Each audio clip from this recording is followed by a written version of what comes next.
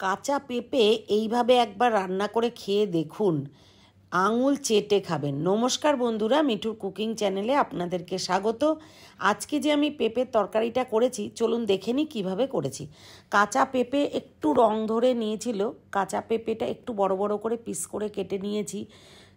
ভালো করে ধুয়ে, কিন্তু খোসা ছাড়িয়ে ভালো করে ধুয়ে পিস করে নিয়েছি। ওভারনাইট আমি মটর ডাল ভিজিয়ে রেখেছিলাম 1/3 কাপ, সেটা ভালো করে জল থেকে আরেকবার ধুয়ে জল থেকে উঠিয়ে নিয়েছি।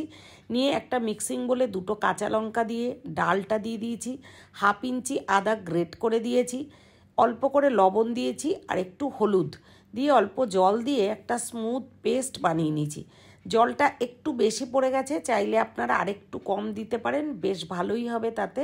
এরপর আরেকটা বাটির মধ্যে 1 ইঞ্চি মতন আদা গ্রেট করে নিয়েছি, 1.5 চামচ জিরে গুঁড়ো, 1 চামচ ধনে গুঁড়ো, একটু জাগরি পাউডার, লঙ্কার গুঁড়ো ছোটো চামচের 1 চামচ, হলুদ গুঁড়ো আর দিয়েছি কসুরি মেথি 1 চামচ, 1 চামচ সর্ষের তেল দিয়ে ভালো করে মিশিয়ে নিয়ে জল দিয়ে একটা স্মুথ পেস্ট একটা তৈরি করে রেখে দিচ্ছি। যেহেতু শুকনো মশলা, এই জন্য একটু জল দিয়ে আমি মাখিয়ে রেখে দিয়েছি, জলে ভিজিয়ে জাস্ট রেখে দিলাম।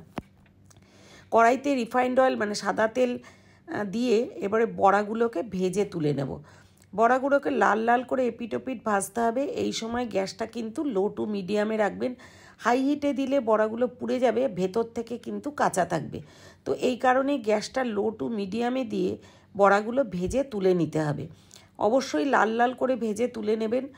আর আমি 2-3 ব্যাচে পুরো বড়াগুলো ভেজে নিয়েছি। এবারে যখন বড়াগুলো পুরো ভাজা হয়ে যাবে, তখন কিন্তু তেলটাও প্রায় শেষের পথে, সামান্য একটু তেল থাকবে। এর মধ্যেই দিয়ে দেবো আমি সর্ষের তেল।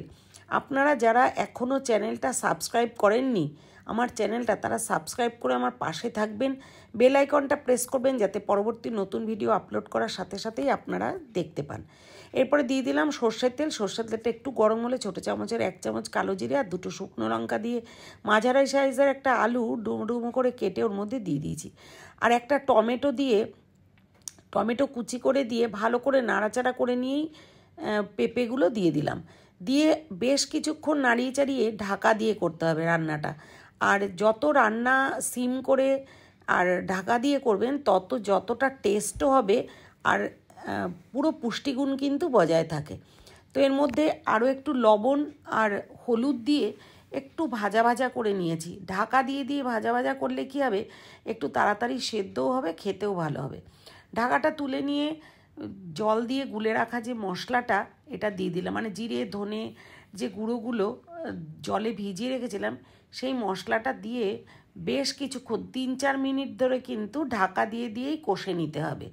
যখন পুরো মশলাটা কষা হয়ে যাবে, তখন কিন্তু দেখুন একটু তেল ছাড়া মতন হয়ে যাবে, যতটুকু তেল ছিল ঠিক সাইড দিয়ে তেল ছাড়তে থাকবে। এই সময় ছোটো চামচের 1 চামচ জ্যাগরি পাউডার দিয়ে মশলার বাটিটা ধুয়ে জল দিয়ে দিয়েছি। পেঁপের তরকারি সবসময়ের জন্য, এটা নিরামিষ যেহেতু, একটু মিষ্টি দিলে কিন্তু রুটি, পরোটা বা ভাতের সাথে দারুণ লাগবে খেতে।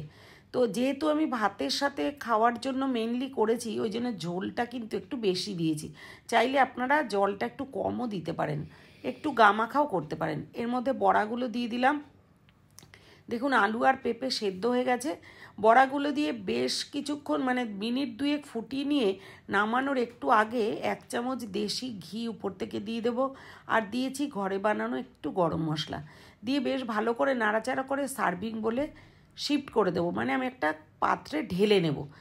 এই রেসিপিটা একবার অন্তত করে খাওয়ার রিকোয়েস্ট রইল, কারণ ঘরে বাচ্চা বলুন বড় বলুন অনেকেই আছে পেঁপে একেবারেই খেতে চায় না, কাঁচা পেঁপে।